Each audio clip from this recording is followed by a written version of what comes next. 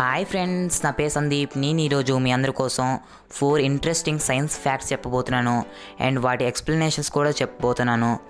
And నా first fact ఏంటంటే magic milk, and నా second fact is bending of light, and నా third fact ఏంటంటే స్లాంట్ సర్ఫేసెస్ మీద ఆబ్జెక్ట్స్ పైకి వెళ్ళగలుగుతాయో, అండ్ నా ఫోర్త్ ఫ్యాక్ట్ 126 మీటర్స్ హైట్ ఉన్న బ్రిడ్జ్ నుంచి బాస్కెట్బాల్ పడేస్తే ఎలా వెళ్తుందో దాని గురించి చెప్పబోతున్నాను. అండ్ ఈ వీడియోని మీరు చివరి వరకు చూడండి ప్లీజ్.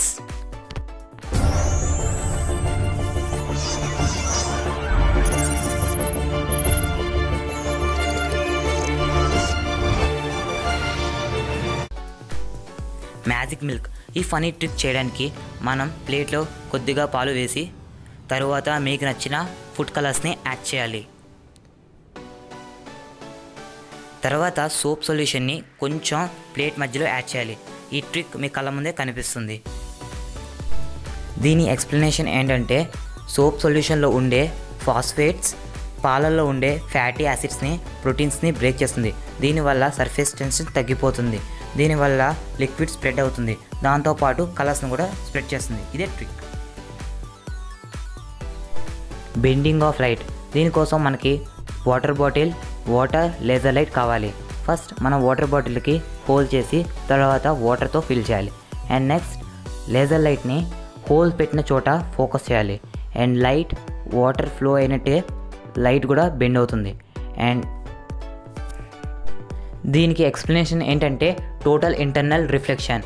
ఎప్పుడైనా లైట్ డెన్సర్ మీడియం నుంచి రేరర్ మీడియంకి రావాలంటే, డెన్సర్ మీడియం అంటే వాటర్ అండ్ రేరర్ మీడియం అంటే ఎయిర్. ఎప్పుడైనా లైట్ వాటర్ నుంచి ఎయిర్ రావాలంటే వాటర్ యొక్క క్రిటికల్ పాయింట్ 48.6 డిగ్రీస్ని క్రాస్ చేసి ఉండాలి.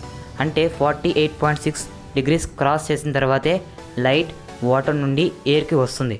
ఒకవేళ 48.6 కన్నా తక్కువ యాంగిల్తో లైట్ వాటర్ నుంచి బయటికి రాలేదు.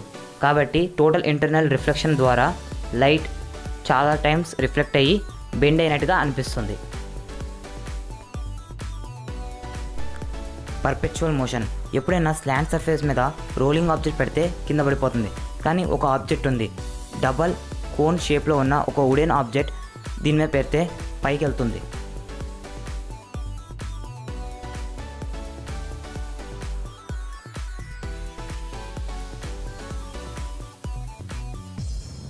ఫ్రెండ్స్, ఇది ఏ ఇల్యూజనో ట్రిక్కో అని అనుకోకండి. ఇది నిజమే. కానీ దీనికోసం మీకు అబ్జర్వేషన్ ఇంకా సైన్స్ని అర్థం చేసుకునే విధానం తెలుసుంటే చాలు. అండ్ నేను ఇప్పుడు ఇది ఎలా జరుగుతుందో ఎక్స్ప్లెయిన్ చేస్తున్నాను. ఫ్రెండ్స్, ఒకసారి ఈ ట్రాక్ని కేర్ఫుల్గా అబ్జర్వ్ చేయండి.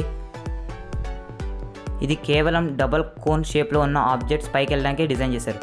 రోలింగ్ ఆబ్జెక్ట్స్ ఈజీగా కింద పడిపోతాయి, ఎందుకంటే rolling objects centre of mass స్లాంట్గా ట్రావెల్ అవుతుంది. కానీ దీని డబల్ కోన్ షేప్లో ఉన్న ఆబ్జెక్ట్స్ సెంటర్ ఆఫ్ మాస్ స్ట్రైట్గా ట్రావెల్ అవుతుంది. ఒకసారి కేర్ఫుల్గా అబ్జర్వ్ చేయండి.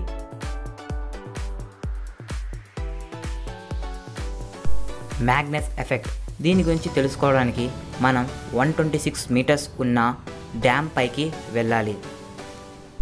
అండ్ ఇప్పుడు మనం అక్కడ నుండి బాస్కెట్బాల్ని సరిగ్గా కిందకి వదిలేయాలి. చూడండి, బాల్ సరిగ్గా కింద పడింది. ఇది మనకి అందరికీ తెలుసు. అండ్ ఇప్పుడు మనం బాల్ని బ్యాక్వర్డ్ డైరెక్షన్లో తిప్పి వదిలేద్దాం. చూడండి బాల్ ఎంత దూరంగా వెళ్తుందో.